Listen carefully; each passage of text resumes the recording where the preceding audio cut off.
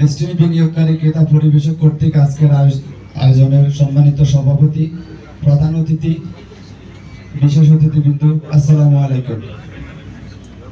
আমরা সবাই ভালো আছি তো? আমরা কি ভালো আছি?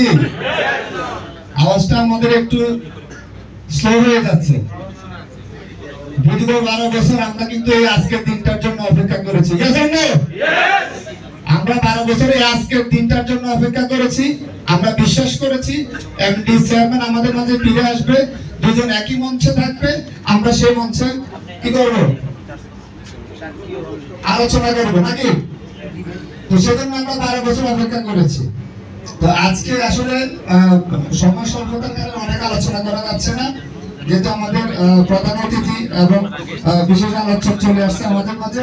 তো শুধু আমি একটা কথা আপনাদেরকে বলবো যে আজকে আমাদের মধ্য থেকে কিছু ভাই বোনেরা আমাদের শেয়ার হোল্ডাররা কিছু নোংরামি করা শুরু করে দিয়েছে ফেসবুকে। আপনারা জানেন কিনা এই যে নোংরামি চলতেছে এরা কারা? এরা আমাদের ভাই বোনেরা না? আমাদের মধ্য থেকে আমাদের ডিস্ট্রিবিউটর এবং ডেস্টিনি 2000 লিমিটেডের শেয়ার হোল্ডার নাকি? 173 এর গল্প আপনারা তো জানেন নাকি?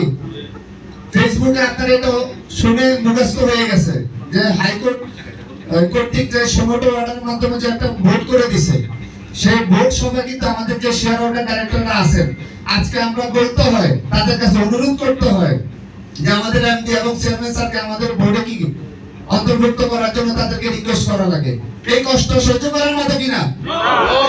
অথচ ওনাদেরকে যারা ব্যবসা শিখিয়েছেন, হাতে ধরে ব্যবসার প্রাংশ থেকে শুরু করে ডায়মন্ড শেয়ার হোল্ডার বানিয়েছেন, আজকে তা ওনাদের কাছে রিকোয়েস্ট করা লাগে যে আমরা আমাদেরকে কোম্পানির বোর্ডে অন্তর্ভুক্ত করেন।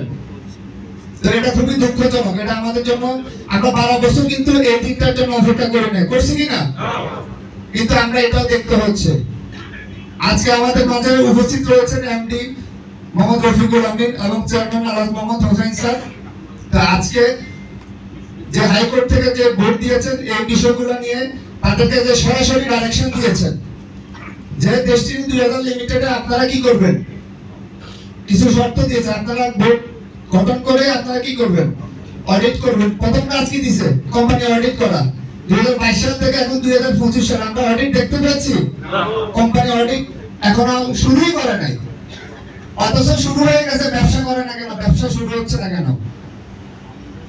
ডেস্টিনি বোর্ডে কি মোহাম্মদ রফিকুল আমিন, মোহাম্মদ হোসেন আছে? বর্তমান বোর্ডে তো নাই। তাহলে ব্যবসা শুরু করবে কে? আর 2022 থেকে 2025 সাল পর্যন্ত কেন তারা ব্যবসা শুরু করে নাই? এখন কেন ব্লেম দিচ্ছে যে আলহাজ মোহাম্মদ হোসেন, মোহাম্মদ রফিকুল আমিন ব্যবসা চালু করতেছে না? ফেসবুকে আপনারা এগুলো দেখতেছেন না? তীব্র প্রতিবাদ করতে হবে আপনাদের জায়গা থেকে, করবো কিনা? এই সমস্ত যে মিথ্যা অপপ্রচার যেগুলো চালানো হচ্ছে, আমরা ডেস্টিনি ডিস্ট্রিবিউটর যে যেখানে আছি আমাদের প্রত্যেকের ফেসবুক আইডি আছে কিনা?